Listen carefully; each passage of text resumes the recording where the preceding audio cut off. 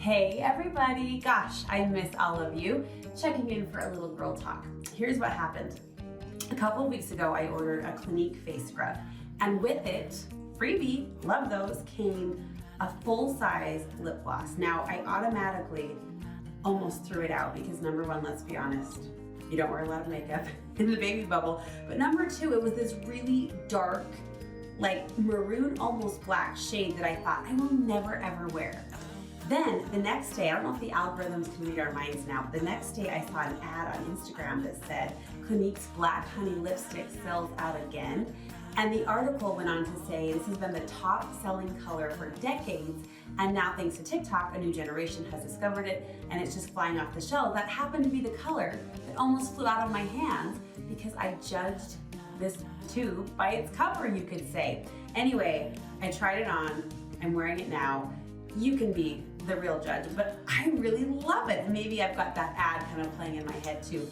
It got me thinking, what other makeup products have I passed over because of the packaging or what it looks like on the outside that really I would love? And I'm pretty sure I know someone who can answer that question. We love you, Brooke. We miss you too so much. Love hearing your funny beauty adventure. And we agree. Of course, no one better to answer that question than Studio 5 style and beauty contributor Megan Moore. So in today's Style File, Megan is helping us look past pretty packaging to find items that may not seem like a fit at first glance, but worth a try. Yep. So we're saying you can't judge a book by its cover all the time, or a beauty buy. Absolutely. There's sometimes the packaging is actually not too pretty. It's like not great packaging, and you're like, oh, that doesn't look for me. Or the color, like Brooke was talking about, on first glance looks like it's not going to be for you. But there's so many factors here that we need to take into account, and then we can make our final judgment call. I have to say, I've been using Black Honey off and on since high school. Right. So I know Same. that it's good, but I am darker, so I could see Brooke saying, oh, this isn't going to work on me. Yeah, well, the interesting thing that I would really want her to think about and everybody to think about is there's a difference between pigment and formula.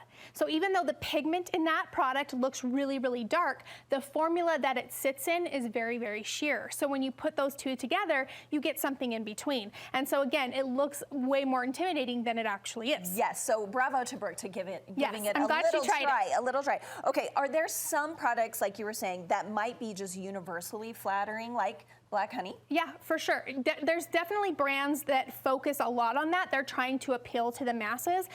But again, sometimes it may not look like it's on the outside going to be something that works for you. So I always say experiment, swatch, try new things. Don't be turned off by that first glimpse because it might not be the right one. Don't be stuck in your rut either, Yes. right? I mean, I would think I was stuck in a rut because I have used this off and on since high school. Like, Yeah. I'm still using Clinique Black Honey, but you tried it. Yeah, this is a different formula. So there's the lipstick formula. This one they call almost lipstick, which is exactly what it is, right? Again, it has that super dark color, but it's in a sheer formula. So when it goes on the skin, it's actually, here, I'll swatch it on my hand. It's actually beautifully sheer and just gorgeous. And this kind of tone works on all skin tones. So don't judge it by its cover. And there's a reason it sells so well. It's been around that long because it's awesome. It really is. Okay, we're glad you got your stamp of approval. Okay, and you're bringing us some other items that we may just pass over because of whatever reason. You're going to give us the real truth. Yeah, a few of my favorites that are like, it doesn't look like anything special, but then it actually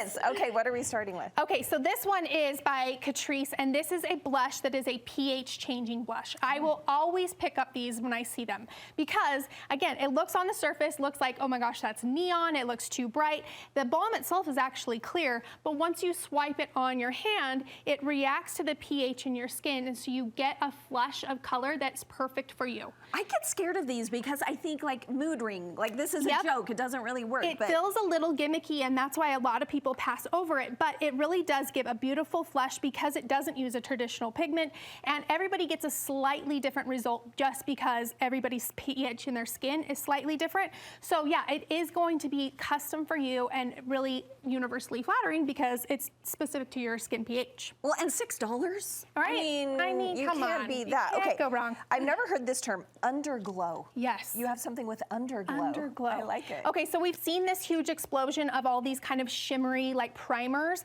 I haven't found one that I've really loved, and I've kind of given up on it until this one. This is the one. This is by Iconic London. It is an underglow, so it's a primer, but this one is blurring.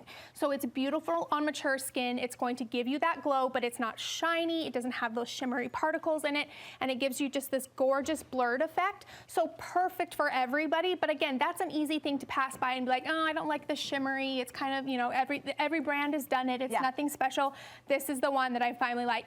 Special. Wow. Okay, Yep. I want to try all of these things. Okay, what else? Okay, so this one is a newer product by Morphe, and I'm seeing a big shift in the industry away from like loose setting powders, and I'm starting to see these kind of veil powders. So what they are is they're typically pressed, and they are a much thinner powder, and they don't have a lot of pigment to them. So they're going to float over the surface and give you almost like you had a beauty filter on your skin, but it's not as oil absorbing, it's not as heavy as a traditional powder. But if you saw this with the peach and the yellow, you'd be like, oh, how's that gonna work? Yeah. But again, it's because it's got pigment, but the formula that it's sitting in is actually very, very sheer. This comes in 4 different colors depending on your skin tone, but it just gives the most gorgeous like cloud over the face. And so highly recommend it, but this is something I think a lot of people would walk by.